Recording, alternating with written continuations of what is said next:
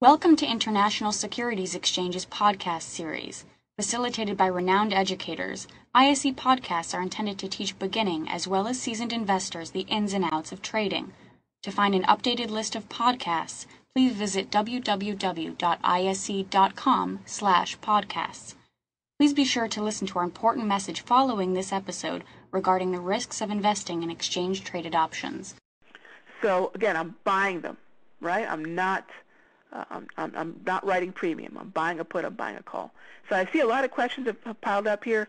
Let me go ahead and tackle a few of them, and we'll take it from there. So how can I get charts and the option chain? Again, you can get charts in the chain at that site I mentioned earlier. That's www.ise.com/FX, and you'll get all the information that I'm talking about regarding the bid-ask, the different strikes, the expiration months, and the historical volatility. That's all available there. So thank you for your question. The other two elements of price. Thank you for that question, Paresh. Well, volatility is the one that I'm always most focused on, because that to me is the whole reason that I trade options, because I can't get that benefit anywhere else. You know, that volatility aspect of the value of the option, the value of the position. The other two are time and strike. So time and location, time and strike. We talked about time as the element of giving yourself as much as you can logically, as you would logically need and could possibly afford. I think time is the one aspect that we have to consider. If I think I'm just looking for a pullback to 94 in the dollar-yen or the YUK, then I may not need that much time. But if I'm talking about a pullback, say, to 90 or 88, use some common sense. How much time will it take to get down there? Well, to get down there before from these heights, it took about a month and a half, 2 months, as you can see through November, December, January. So I'm not going to want to get necessarily an in-the-money option that's going to expire in April. I'm probably going to want to look for an out-of-the-money option with a strike, a put with a strike down near 90 or 88 with, say, September or December expiration. Okay? So the three elements of an option, the pricing of an option, are the volatility aspect, which we don't want to pay for but want to benefit from. So again, you want to get in, buy your puts, buy your calls during the coiling spring, but wait for the uncoil to liquidate your position. You want to look at time and understand that time decay will absolutely eat into your potential profits, and you want to make sure time is on your side rather than, it's always going to be counting down. Time is always, in essence, sort of an enemy. But why not make it one that is a little further off in the distance rather than one that's imminent? Don't go for in the money paying up and no time. Makes no sense. For the strategies, the way I'm laying them out here today.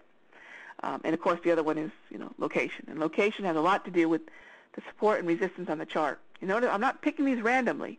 I'm looking for where the market's been, and I'm looking at the support and resistance. Now, everyone here, I would assume, it has spent some time on the underlying chart of the market. You're not going to trade the EUI without looking at the spot euro-US dollar. You're not going to trade the YUK without looking at what's happening on the dollar-yen. You're just going to take that analysis and translate it over to what could be a more beneficial, lower risk opportunity as set up on the option side of everything. Okay? So again, you're not looking to supplant necessarily your current spot trading. Maybe you are. It depends on what you're looking for. But you can certainly supplement.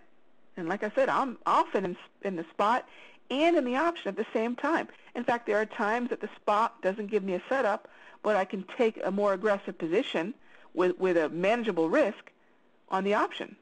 So again, I'm looking at supplementing and using these two tools together, and that's what makes for a very powerful approach for me. Okay.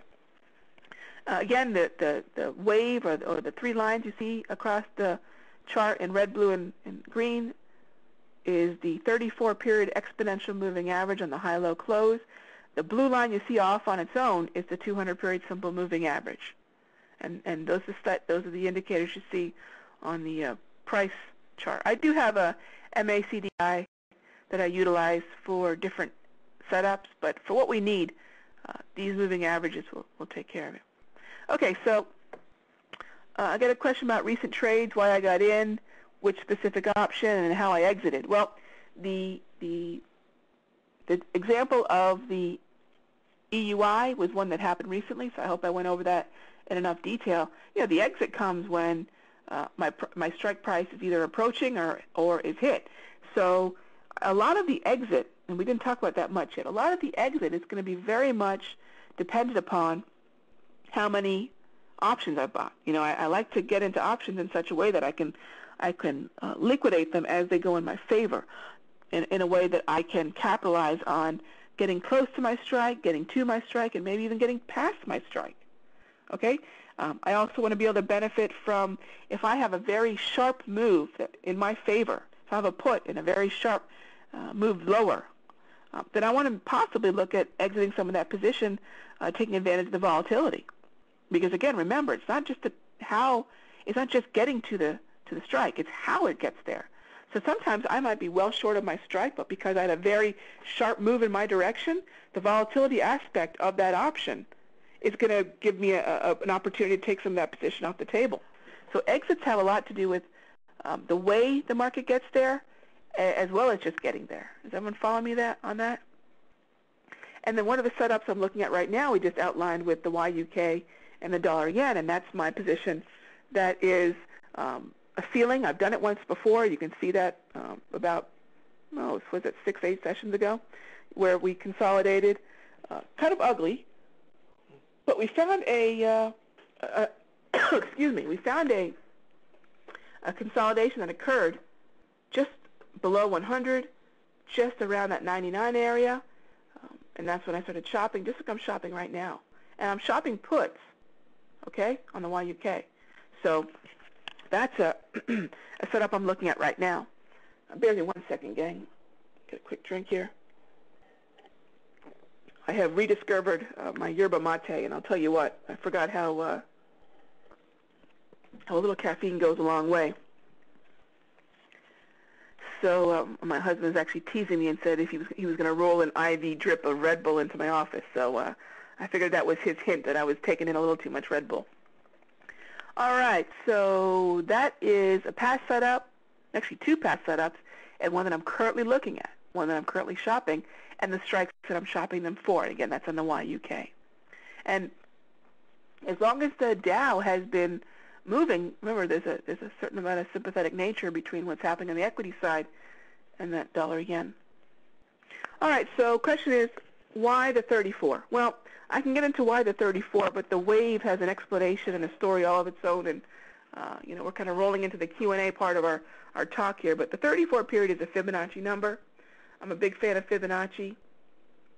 If you want to see some of my video on Fibonacci-based moving averages and why I trade them, you can absolutely head on over to my personal blog, which is RagheeHorner.com, and I have some video about the wave over there. But it's a Fibonacci number, and I am a big fan of Fibonacci. I tested many, many moving averages. Suffice to say, I tested plenty of moving averages in this manner, and the 34 was the one that worked for what I needed, which is, number one, a visual indicator of the cycle of the market, trending or non-trending, how strong is it trending, or how flat is it moving. That's one. And two, dynamic support and resistance. So the 34 worked best for me, and for now, I'll just have to let that suffice for an explanation as to why the 34 period EMA. Thank you for listening to our podcast. To find more podcasts on options, stocks, alternative markets, and market data, please visit www.ise.com/podcasts.